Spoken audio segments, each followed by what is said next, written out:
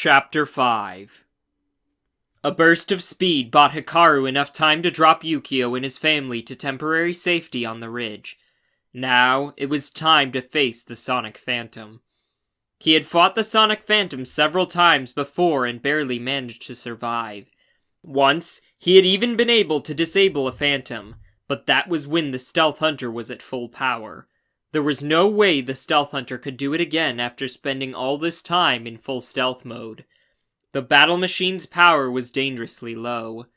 By this time, the Sonic Phantom had outpaced the Fire Vultures and was getting ready to fire missiles. The robot pilot expected the Stealth Hunter to evade, but Hikaru had another idea, thanks to Yukio. He transferred all power into his boot jets and rocketed straight for the Sonic Phantom. The Sonic Phantom fired its laser cannons. One blast badly damaged the Stealth Hunter's right arm. A collision alarm went off in Hikaru's control console. Still, he kept flying right for the Sonic Phantom. One of them was going to have to turn or there would be a crash. Yukio's idea might just work, Hikaru thought. He knew robots always reacted with logic. Sometimes that was a great strength, but other times it was a weakness. Knowing how few Sonic Phantoms there were and how hard it was to build them, the robot pilot would never risk destroying one in a collision with the Stealth Hunter. Just an instant before the crash, the robot pilot pulled back the control stick, sending the nose of the Sonic Phantom up into the air. Yukio's plan had worked. This was Hikaru's chance. The weaker underside of the Sonic Phantom was exposed as it tried to gain altitude. Hikaru charged up the Stealth Hunter's Electro Sword. At his command, the Stealth Hunter's arm swung the sword and sliced open the bottom of the Sonic Phantom. Sparks flew and smoke began to billow from the tear in the metal. Now for the real trick, Hikaru said. He made the Stealth Hunter's mechanical hand grab a hold of the hole he had torn in the Sonic Phantom's armor. The robot pilot was flying loops, trying to shake him off, but the Stealth Hunter hung on. As dangerous as this stunt was, it was the safest place the Stealth Hunter could have been. In this position, the Sonic Phantom could not fire missiles at him without blowing itself up, and the Fire Vultures wouldn't take the chance of torching their own aircraft. Hikaru reached in with the Stealth Hunter's free hand and found the wires he was looking for.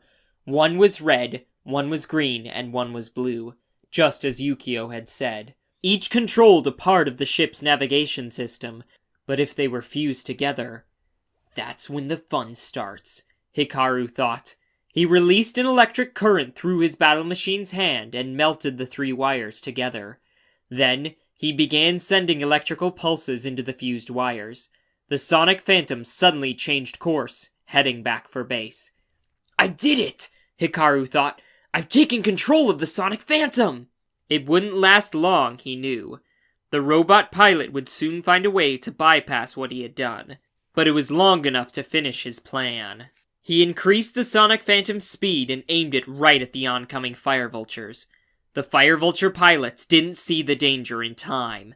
Hikaru released his grip on the Sonic Phantom just before it crashed into the Fire Vultures. Spiraling out of control, the Sonic Phantom and the Fire Vultures plummeted toward the ground.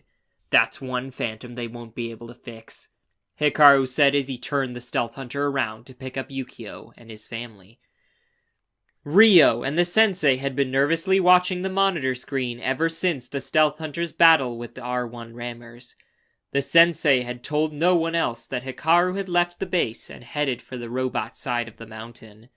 If the other Exo-Force pilots knew, they would insist on going to help him and might fly right into a trap. Suddenly, Ryo pointed to a flying figure on the screen. He's coming back. Maintain red alert in case he has robots pursuing him, Sensei Kiken ordered. Then he managed a little smile, relieved that Hikaru was safe. And tell Takeshi to man the gate. The gunner on the Tenchi Bridge gate couldn't believe his eyes when he saw the Stealth Hunter approaching. He blinked his eyes to make sure he wasn't seeing things. No, the Stealth Hunter was carrying humans. From above, Hikaru spotted Takeshi in the Grand Titan battle machine. He cut back his speed so he could give his passengers a soft landing. The Stealth Hunter landed right in front of the Grand Titan. At first, Takeshi seemed angry. Where had Hikaru been? How could he just take off like that? Then he saw who the stealth hunter had been carrying.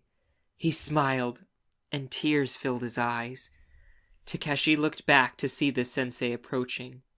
The sensei gave the all-clear signal, meaning it was all right for the pilots to leave their battle machines. Takeshi leaped out of the Grand Titan to hug his father, mother, and sister. "You disobeyed orders," said the sensei to Hikaru. "I know, sir," Hikaru replied, "and I am ready to accept any punishment." The sensei shook his head. "But what punishment fits this crime? You invaded the robot side of the mountain, and even though you managed to escape with Takeshi's family, you took a serious risk. No, the only thing we can do is take the stealth hunter away from you." Hikaru did his best not to look as upset as he felt. "Yes, sensei." "After all," said the sensei, smiling, "you cannot fly 2 battle machines at once." Hikaru looked at him, surprised. Then he saw Ryo emerging from the hangar with a powerful blue armored battle machine. It was the most amazing thing Hikaru had ever seen. It had sleek, powerful light blue armor that would allow it to practically disappear against the sky. Hikaru could only imagine what new weapons it might have, or how fast it could fly. "Meet the silent strike," said the sensei.